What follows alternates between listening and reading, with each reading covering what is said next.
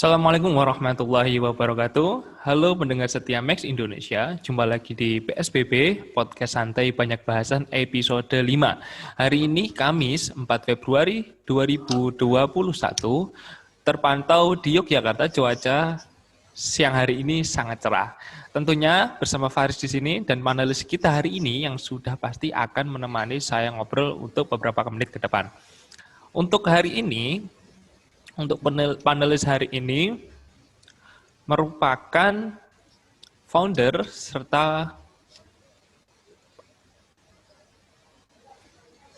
hari ini saya bersama panelis yang beliau adalah founder dari Rumah Koran yang merupakan sebuah bisa dibilang organisasi atau sebuah gerakan yang jika apabila nanti rekan-rekan bisa mengecek di Instagramnya, ini sangat menarik sekali, ramai sekali dan sangat aktif sekali di bidang pertanian.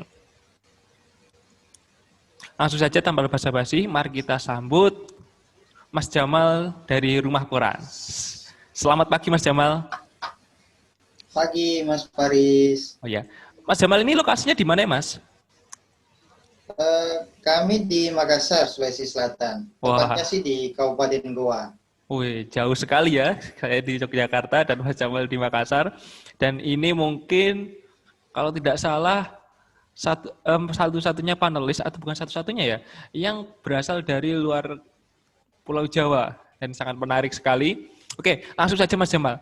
Yang saya tanyakan di sini, pertama kali pertanyaan saya, ketika saya mendengar Rumah Koran, nama Rumah Koran, itu saya kira itu kayak rumah penampungan bekas-bekas koran atau manfaatan koran. Nah, ini sebenarnya apa toh Mas Jamal kok namanya Rumah Koran, tapi isinya itu pertanian? Bisa dijelaskan dong? Iya. Jadi awal mula Rumah Koran ini kan dia berasal dari kandang bebek dia awalnya. Oh, kandang bebek. Jadi iya, satu rumah itu ditempeli koran. Jadi orang tua saya punya kandang bebek yang kemudian bebeknya sudah habis. Akhirnya saya minta ke orang tua saya bagaimana kalau tempat ini saya jadikan sebagai tempat belajar untuk anak-anak petani, pemuda tani, dan petani tua itu sendiri. Dan akhirnya bagaimana kemudian lahir metode baru di gerakan-gerakan literasi, maka metode yang coba kami gunakan adalah melalui metode informasi yang ada di koran-koran yang ditempel di tempat itu. Akhirnya setelah satu kandang bebek itu kemudian tertempel koran-koran yang berita-beritanya yang ada di Makassar, di kabupaten-kabupaten lain, setelah kami seleksi, kami tempel, akhirnya saya berpikir, kira-kira pas namanya ini apa ya?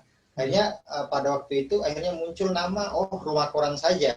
Jadi akhirnya pada waktu itu lahirlah namanya Rumah Koran dan akhirnya menjadi satu wadah tempat belajar untuk gerakan-gerakan literasi, bagaimana kemudian para petani ini bisa gemar membaca dan bagaimana kemudian dia bisa berdiskusi di Rumah Koran itu sendiri. Oke. Seperti itu. Sangat menarik sekali ya kalau menyimak dari awal. Sangat filosofis dan alhamdulillah setelah saya menilik dari Instagram dari Rumah Koran sendiri, itu saya sangat tertarik. Saya dari awal dulu tertarik dengan deskripsinya dulu. Rumah Koran, promosi, edukasi, dan pasar tani. Di bawahnya ada @TV Tani Rumah Koran, yang belakangnya ada @Pasar Tani Rumah Koran, dan yang ketiga ada @kampung.sayur. Banyak sekali ya ternyata cabangnya, bukan cabang ya, kayak jenis usahanya. Tapi bisa dong dijelaskan Mas, itu apa saja toh? Promosi, edukasi, pasar tani, TV, Rumah Koran TV, pasar tani, kampung sayur seperti itu.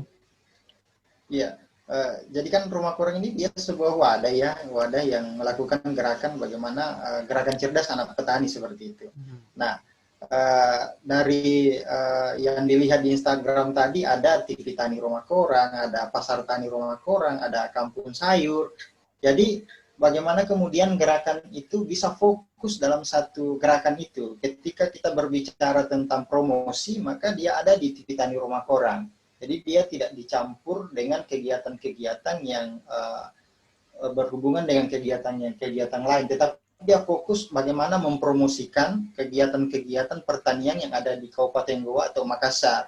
Nah, bagaimana kemudian Kampung Sayur memperlihatkan bahwa dia sebagai daerah penghasil sayur yang mampu menyuplai ke beberapa daerah dan mampu memperlihatkan bahwa dia mampu menjaga stok ketersediaan sayuran-sayuran yang ada di tempat itu. Jadi ini menjadi identitas bahwa daerah ini merupakan penghasil sayur sehingga layak untuk kemudian diberi julukan sebagai kampung sayur. Jadi itu sudah ada 2 poin di situ. Bagaimana ada gerakan promosi, edukasi, dan yang terakhir adalah pasar tani. Nah, bagaimana kemudian setelah para petani di kampung sayur melakukan budidaya, tentu akhir daripada pertanian adalah bagaimana kemudian para petani ini bisa tersenyum manis ketika mereka mampu memasarkan hasil-hasil pertanian mereka secara maksimal, harga yang terbilang tinggi, dan hasil-hasil pertanian secara keseluruhan itu mampu terjual secara keseluruhan. Nah, melalui gerakan 3 itu tadi, pertama adalah bagaimana kita bersama-sama melakukan promosi. Promosi di sini adalah bagaimana Rumah Koran sebagai wadah mengajak para petani untuk berselfie di lahan mereka, sehingga para petani menjadi petani online. Jadi bukan hanya sekedar mereka bisa melakukan budidaya, tetapi mereka juga bisa mempromosikan dan memasarkan hasil-hasil pertanian itu sendiri. Nah, ini terkait dengan gerakan literasi, tentu ini menjadi edukasi, bagaimana ada ajakan, bagaimana para petani bisa berdiskusi, bagaimana para petani bisa membaca berita-berita inspirasi yang ada di luar daerah mereka, sehingga terlahir di situ sebagai petani yang benar-benar mampu bertani dari hulu hingga ke hilir, sehingga bercocok tanam mereka bisa mahir, sampai ke pemasaran mereka juga bisa mahir, sehingga petani bisa untung, kaya, dan negara ini bisa lebih kuat seperti itu. Nah, sangat menarik sekali. Luar biasa menarik setelah dijelaskan oleh Mas Jamal. Dan di Rumah Koran sendiri itu yang terlibat siapa saja, Mas? Maksud saya, siapa yang aktif, dari kalangan apa yang aktif gitu kan. Menilik dari beberapa postingan yang di Instagram, saya lihat memang sangat sekali banyak sekali kegiatan, banyak sekali aktivitas, entah itu aktivitas kolaborasi, aktivitas termasuk liputan juga. Jadi siapa saja tuh Mas yang terlibat dalam Rumah Koran sendiri? Iya, jadi berbicara siapa saja yang ada dalam ruang lingkup Rumah Koran itu sendiri, jadi Rumah Koran ini terbuka sebenarnya.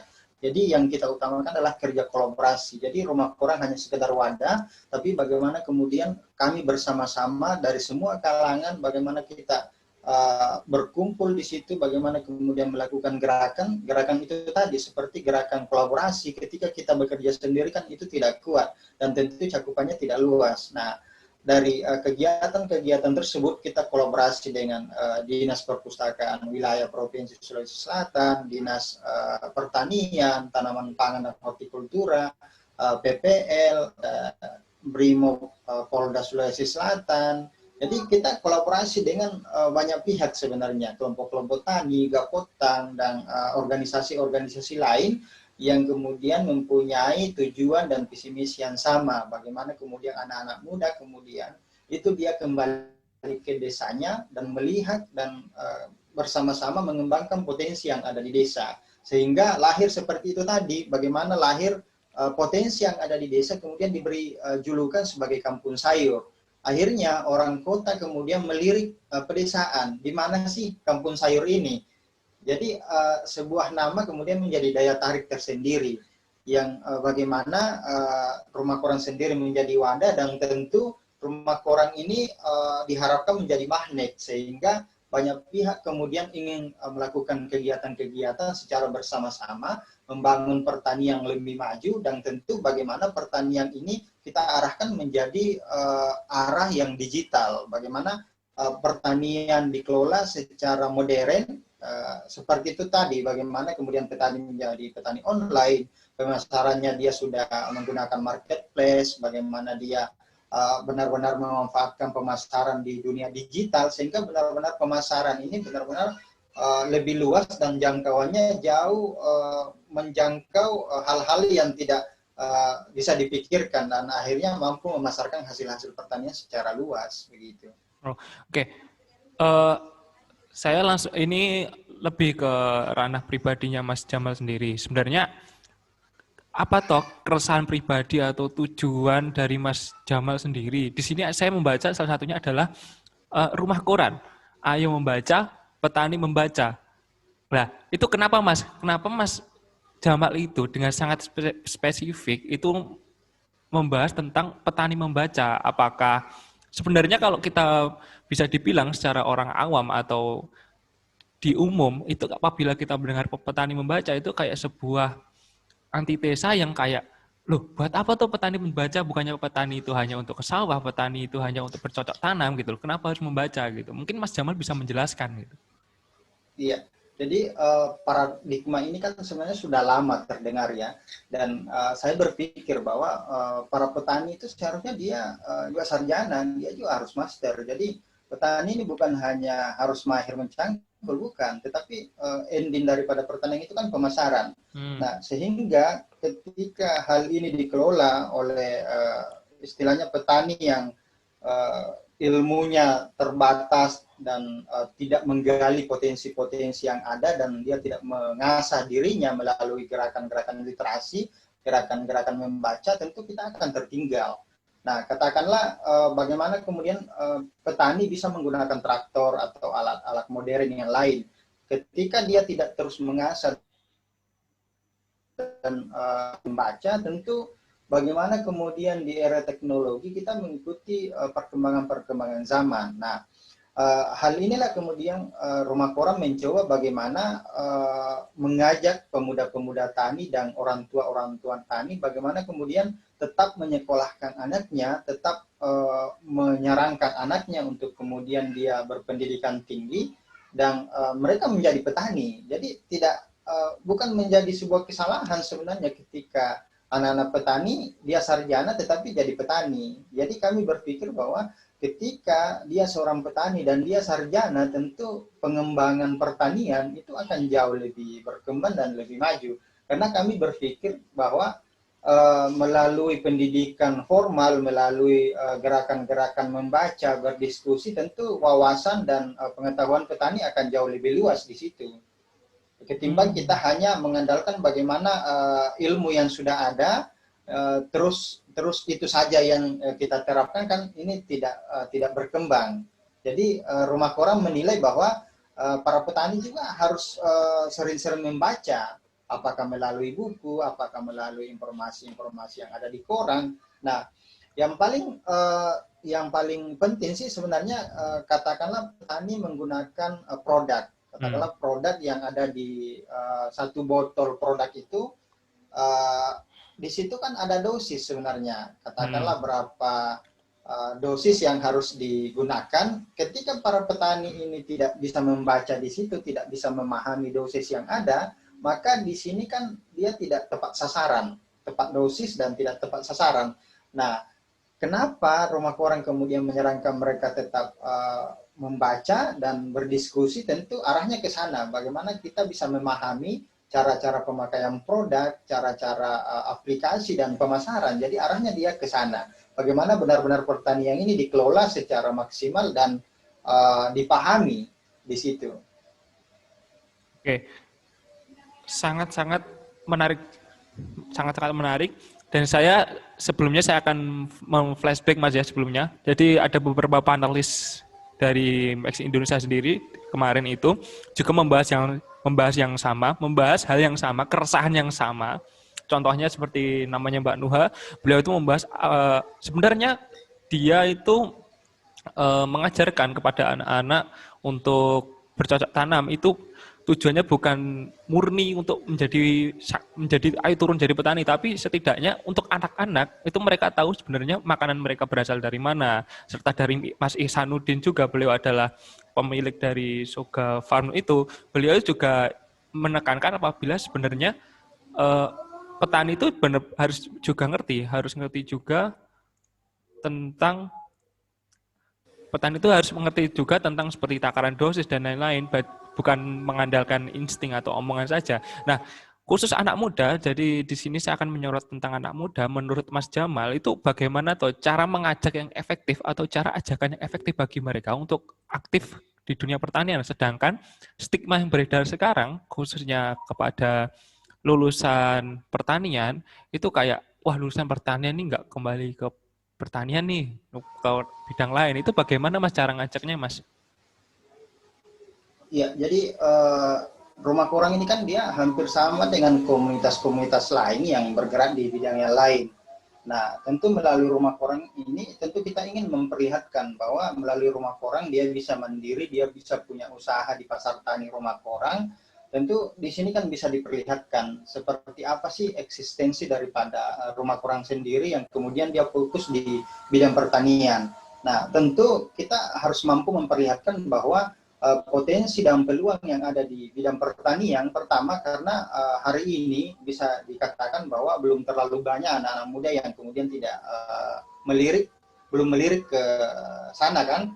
Nah, tentu melalui gerakan rumah korang ini kita memperlihatkan dulu bahwa pertanian ini oke loh. Pertanian ini mempunyai potensi dan mempunyai peluang yang ada. Nah, setelah mereka kemudian melihat, kemudian kita melakukan gerakan-gerakan kerja kolaborasi, akhirnya kan mereka mulai melihat kegiatan-kegiatan yang ada di pertanian itu sendiri.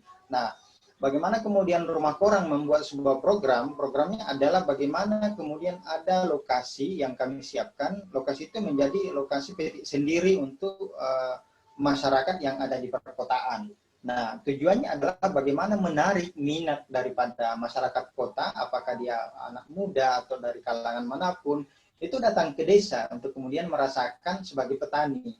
Jadi tujuannya adalah bagaimana kemudian mereka mulai mencintai pertanian, bagaimana kemudian dia merasakan serasa jadi petani.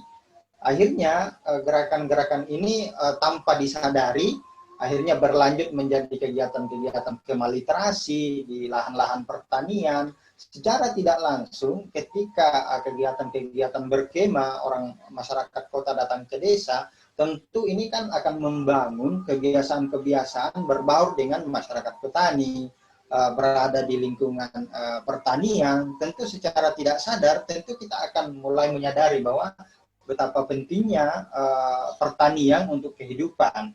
Di tengah COVID-19 ini kan bisa dilihat di berita-berita juga di mana-mana, tentu yang mampu bertahan di tengah COVID-19 itu kan adalah pertanian. Benar Karena sekali. ketika pertanian ini sudah lumpuh, tentu kan kehidupan juga tentu akan berhenti. Dan ketika tidak ada petani kan tidak ada makanan. Nah, dari inilah sebenarnya kami berpikir bahwa ketika tidak ada petani tidak ada makanan, berarti ini kan rawan untuk kehidupan. Nah, kami berpikir bagaimana kemudian itu dimulai dari diri kami sendiri, katakanlah diri saya, kemudian bagaimana mengubah dunia, bagaimana mengubah orang lain kalau bukan kita sendiri. Jadi saya berpikir bahwa ketika saya sudah mulai mencintai pertanian, melirik pertanian dan ingin memajukan pertanian, tentu itu harus lahir di diri saya dan saya harus menunjukkan bahwa saya bangga jadi petani. Dan bagaimana kemudian saya mampu menarik minat seusia saya, tentu melalui gerakan-gerakan itu tadi. Nah, gerakan kolaborasi itulah mampu memperlihatkan bahwa ketika rumah koran mempunyai program, tentu banyak juga komunitas-komunitas lain, banyak juga instansi yang lain yang ingin terlibat di kegiatan itu. Tentu itu bisa menunjukkan bahwa kegiatan pertanian itu menarik dan ingin diikuti. Katakanlah program sedekah sayur. Jadi rumah koran ini punya program sedekah sayur ke panti-panti asuhan. Rumah koran juga punya program ketika ada bencana, rumah koran terlibat di sana dan mengajak para petani bagaimana kemudian para petani itu bisa memperlihatkan kedermawanannya mereka, bahwa para petani itu bisa hadir di manapun kondisi apapun itu terjadi. Nah, program-program inilah mampu melibatkan banyak pihak sebenarnya. Artinya apa? Artinya pertanian ini dilirik dan diminati dan banyak pihak yang ingin terlibat di kegiatan-kegiatan seperti itu. Menanggapi juga pernyataan teman-teman yang sebelumnya bahwa bagaimana kemudian anak muda tertarik, bagaimana kemudian kita memperlihatkan pertanian ini sangat menarik, ya tentu kan petani itu kan bukan dia yang harus mencangkul. Jadi semua petani yang dikategorikan sebagai petani bukan berarti yang di lahan, di sawah, tapi masyarakat yang juga menjual produk-produk pertanian atau hasil-hasil pertanian itu kan bahagian daripada pertanian. Katakanlah rumah koran. Rumah koran kan bukan turun di lapangan mencangkul, bukan. Tetapi bagaimana rumah koran berupaya membantu memasarkan hasil-hasil pertanian para petani sehingga petani bisa untung di pasca panen, itu kan rumah koran menjadi bahagian daripada petani. Nah, bagaimana kemudian masyarakat kota, pemuda-pemuda kota ketika dia membuat marketplace atau membuat aplikasi untuk pemasaran, mereka itu kan menjadi bahagian daripada petani. Jadi menurut rumah koran bahwa petani itu bukan hanya sekedar orang yang kemudian mencangkul, tetapi berada di ruang lingkup pertanian, katakanlah dia di media yang kemudian mengangkat pertanian, berarti kan dia bahagian daripada petani karena bisa mempublikasikan kegiatan-kegiatan pertanian. Jadi banyak kemudian lini-lini yang bisa dimasuki, bisa dilakukan, dan itu menjadi bahagian daripada petani itu sendiri. Nah, itu untuk mendengar sangat bagus sekali untuk dimengerti bahwasanya petani itu bukan hanya saja yang di sawah, tapi yang terlibat di dalam proses pertanian, mereka pun juga merupakan pihak-pihak yang juga bisa disebut sebagai petani. Nah, setelah itu saya akan menyimak dari Instagram dari Rumah Koran sendiri, ternyata Rumah Koran sendiri sudah masuk berbagai media online, berita, media online berita, liputan. Dan yang menarik perhatian saya di sini adalah tentang program Rumah Koran yang tentang seperti sedekah, wakaf, peduli bencana gitu. Itu murni dari ide Mas Jamal atau memang itu sebuah langkah spontan, Mas, itu sebenarnya? Ya, jadi ide ini sebenarnya dia lahir dari Rumah Koran itu sendiri, dan ada juga salah satu anggota Kesatuan Brimob Polda Sulawesi Selatan, bagaimana petani memberi, Polri menjemput. Jadi di masa-masa sulit COVID-19 kemarin itu lahir ide ini. Bagaimana kemudian para petani bisa berkontribusi menyalurkan bantuan-bantuan sayurannya mereka ke dapur-dapur umum atau desa-desa yang terisolasi di beberapa daerah yang ada di Sulawesi Selatan. Akhirnya bagaimana kolaborasi antara Rumah Koran dengan Kesatuan Brimob Polda Sulsel, petani memberi, kemudian para Pak Brimob ini kemudian menjemput di lahan-lahan petani. Oleh masyarakat biasa. Akhirnya kami sepakat bagaimana petani memberi, kemudian Polri menjemput. Akhirnya ide itu lahir. Nah, di akhir tahun 2020 juga kemudian lahir program terbaru, bagaimana kemudian jangkauan sedekahnya itu bisa sampai ke panti-panti asuhan. Nah, kami kemudian menargetkan di Sulawesi Selatan, kami menargetkan ada 3 kabupaten dan 1 kota. Yang pertama adalah Kota Makassar, Kabupaten Goa, Kabupaten Maros, Kabupaten Takalar. Kita ingin menjangkau semua panti-panti asuhan yang ada di sana. Nah, target sayur yang ingin kita sumbangkan itu berkisar sampai 100 ton begitu. Ya. Jadi kita menginginkan bagaimana para petani itu bisa menjangkau panti-panti asuhan dengan tujuan bahwa para pengelola panti ini bisa terbantukan dapur-dapur panti mereka untuk anak-anak panti, dan mudah-mudahan anak-anak panti sebagai generasi bangsa ke depannya itu bisa menjadi generasi, apakah dia mau jadi petani atau jadi apa, yang jelas dia bisa membanggakan bangsa dan negara ini, dan untuk agama sih yang paling utama, seperti itu. Nah, setelah dari saya membaca dari beberapa di website dari Rumah Koran, yaitu silakan nanti bisa dikunjungi bagi pendengar, yaitu www.rumahkoran.com. Di sini sangat menarik juga website dari Rumah Koran yang sangat informatif, sangat edukatif juga. Banyak sekali informasi yang bisa didapat dari website ini. Dan di sini bisa ditemukan satu program, yaitu satu dusun, satu rumah baca. Benar ya, Mas? Ya, benar. Satu dusun, satu rumah baca. Nah, ini sebenarnya untuk rumah baca ini emang khusus untuk pertanian atau memang ini untuk umum, Mas?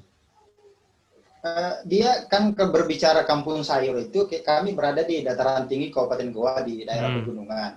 Jadi bisa dikatakan sih mayoritas masyarakat itu petani semua sih sebenarnya.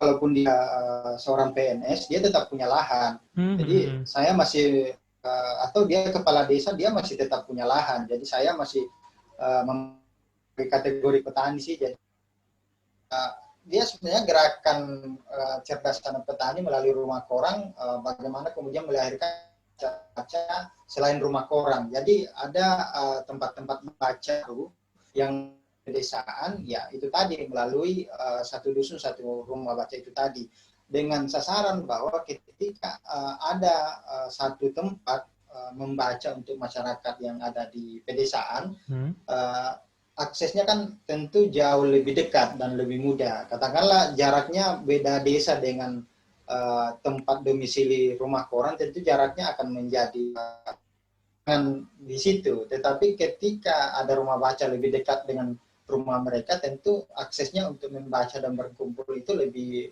cepat dan lebih dekat. Jadi bagaimana rumah koran mencoba melahirkan ide supaya lahir baca di tempat-tempat lain. Jadi tujuannya adalah mendekatkan sih tempat-tempat yang ada di pedesaan. Jadi dia sih sebenarnya bukan hanya sekedar untuk petani, tetapi semua masyarakat yang bermukim di sana. Hanya saja kan gerakan kami fokusnya memang di petani, tapi dia terbuka untuk siapa saja, untuk umum. Nah, iya. Ini saya akan mengutarakan beberapa pertanyaan yang sebenarnya umum dan ini bisa dikatakan sebagai asumsi. Menurut Mas Jamal sendiri, bagaimana kondisi pertanian Indonesia pada tahun ini? Ini kan sudah berjalan selama 2 bulan. Menurut Mas Jamal, kedepannya itu akan seperti apa? Ya, jadi saya sih melihat karena kita punya potensi alam yang sangat melimpah sebenarnya. Jadi sebenarnya anak-anak muda sebenarnya harus bangga sebagai anak bangsa yang kemudian lahir di Indonesia yang mempunyai potensi. Tinggal bagaimana kemudian kami sebagai anak-anak muda yang istilahnya akan menjadi generasi selanjutnya, akan memegang estafet kepemimpinan, tentu harus melihat ini adalah peluang dan potensi yang besar yang harus sama-sama digali, dan potensi itu tidak boleh disia-siakan. Jadi saya optimis bahwa ke depan bangsa Indonesia tentu akan mempunyai peranan yang sangat besar, bagaimana kemudian ketersediaan pangan maupun sayuran-sayuran ya itu lahir di Indonesia, dan kita bisa berkontribusi selain di negara kita sendiri tentu untuk ke luar negeri. Seperti halnya rumah koran, sebenarnya di pasar tani itu kan kita punya pangsa pasar, targetnya pertama lokal, yang kedua keluar pulau, dan tentu ke depan kita ingin melakukan kegiatan ekspor ke luar negeri. Tetapi ini kan butuh proses, dan ini tentu kami punya semangat dan optimis yang begitu tinggi bahwa kita bisa untuk ke depannya. Oke, setelah penglihatan dari Mas Jamal tentang kondisi pertanian Indonesia 2021, sekarang kan gini Mas, pada zaman sekarang dengan banyaknya media yang sudah ada, dengan banyaknya juga gerakan-gerakan yang bisa dikatakan serupa atau gerak-gerakan yang selaras dengan perjuangan untuk mencerdaskan dan mensejahterakan petani, itu mungkin Mas Jamal punya pesan atau statement nggak buat rekan-rekan yang juga berjuang di bidang pertanian, entah itu media, entah itu gerakan gitu. Iya, jadi kalau saya sih lebih menekankan ke kerja kolaborasi sih. Jadi yang seperti saya sampaikan tadi bahwa dari lini manapun kita melihat pertanian, kita tetap bagian daripada petani. Nah, dari hal itu tentu kolaborasi ini tentu yang harus diperkuat agar gerakan kita lebih kuat, lebih kencang, lebih lancar lagi, dan tentu bagaimana membawa pertanian Indonesia ini jauh lebih keren dan jauh lebih menarik sebenarnya. Jadi saya sih lebih menekankan bagaimana kemudian kerja kolaborasi, bukan kita menjadi saingan, tetapi bagaimana menyatukan ide-ide itu dan membawa pertanian ini jauh lebih menarik dan lebih keren sebenarnya. Jadi kemudian anak-anak muda juga dia jangan minder jadi anak petani, dan kita juga harus bangga sebagai seorang petani bahwa para petani ini mampu melahirkan pangan, siapapun kemudian membutuhkan hasil-hasil pertanian. Karena pertanian sangat dibutuhkan, tentu kita harus punya semangat dan bagaimana kerja kolaborasi itu benar-benar bisa dimaksimalkan seperti itu. Oke. Jadi bagi pendengar Max Indonesia, jika ingin mengakses rumah koran bisa ditemukan atau bisa follow di @rumah.koran di Instagram. Di dalamnya juga terdapat beberapa link Instagram yang lain seperti TV Tani Rumah Koran, Pasar Tani Rumah Koran, Kampung Sayur, serta bisa mengakses website dari Rumah Koran yaitu www.rumahkoran.com. Mungkin itu Mas Jamal untuk pembicaraan hari ini, mungkin kita sudahi. Cukup banyak yang bisa didapat, sangat bermanfaat. Semoga kedepannya kita bisa berkolaborasi dalam bidang atau dalam bentuk yang lainnya. Amin, amin. Oke, tak terasa hampir setengah jam kita berbincang-bincang dan saatnya kami pamit. Sebelumnya bagi ingin mengetahui info lebih lanjut mengenai Rumah Koran, bisa tadi saya sampaikan di Instagram di @rumah.koran dan di website www.rumahkoran.com.